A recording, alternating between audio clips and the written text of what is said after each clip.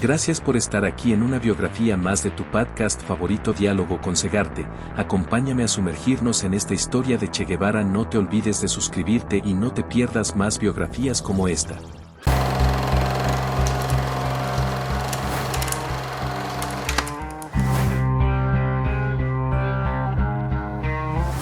Ernesto Che Guevara, el hombre detrás del mito, un viaje entre fuego y revolución.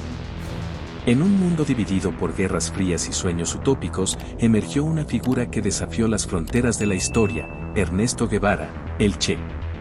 Su rostro, inmortalizado en pósters y banderas, es un ícono, pero detrás de ese símbolo hay un hombre de carne y hueso, un enigma de pasiones, contradicciones y fuego revolucionario.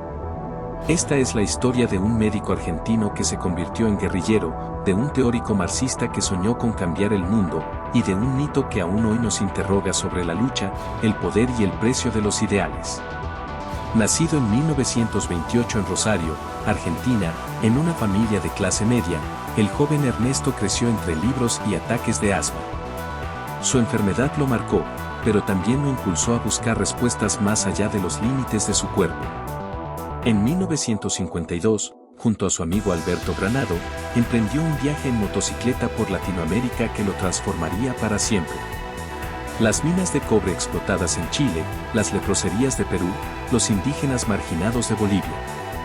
Esas experiencias destrozaron su visión romántica del continente y sembraron en él una pregunta incómoda: ¿cómo puede existir tanta injusticia en un mundo con tantos recursos?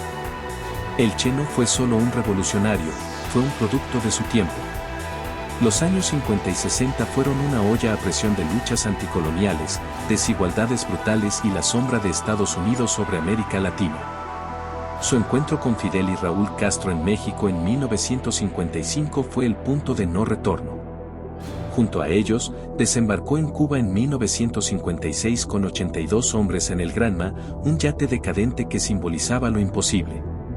De aquellos sobrevivientes nació la leyenda, el barbudo de boina negra, el estratega de la Sierra Maestra, el hombre que fusionó el marxismo con un idealismo casi místico. Pero detrás del guerrillero heroico había un ser humano complejo.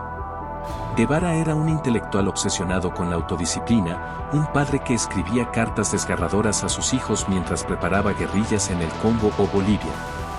Y un líder capaz de ordenar ejecuciones en nombre de la revolución. Su psicología es un laberinto. ¿Era un mártir de los oprimidos o un fanático dispuesto a sacrificar vidas, incluida la suya, por una utopía? Su diario en Bolivia, escrito hasta horas antes de su muerte en 1967, revela a un hombre que dudaba, pero jamás claudicaba. Culturalmente, el Che trasciende la política. Su imagen, capturada por Alberto Korda en 1960, se convirtió en un símbolo global de rebeldía, adoptado por movimientos estudiantiles, artistas y hasta por el capitalismo que él detestaba. Es irónico, el hombre que criticaba el consumismo hoy estampa camisetas y tazas.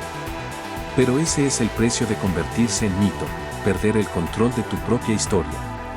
¿Cómo se construyó su leyenda? Tras su muerte, Cuba lo elevó a santo laico. Sus diarios se publicaron como textos sagrados, y sus frases, hasta la victoria siempre, se repitieron como mantras.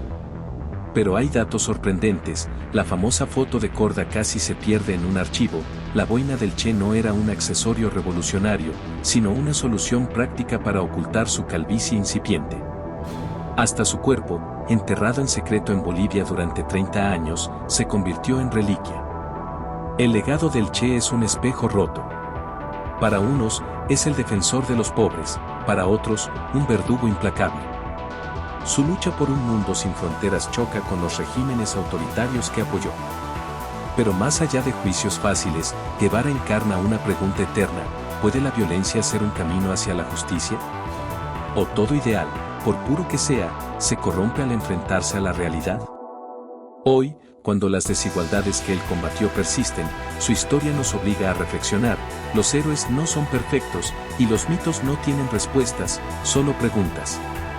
Ernesto Guevara murió a los 39 años, pero su fantasma sigue cabalgando, invitándonos a discutir no solo su pasado, sino nuestro futuro. Gracias por quedarte hasta el final, comparte con tus amigos. Si quieres que realicemos una biografía en específico, realiza tu comentario.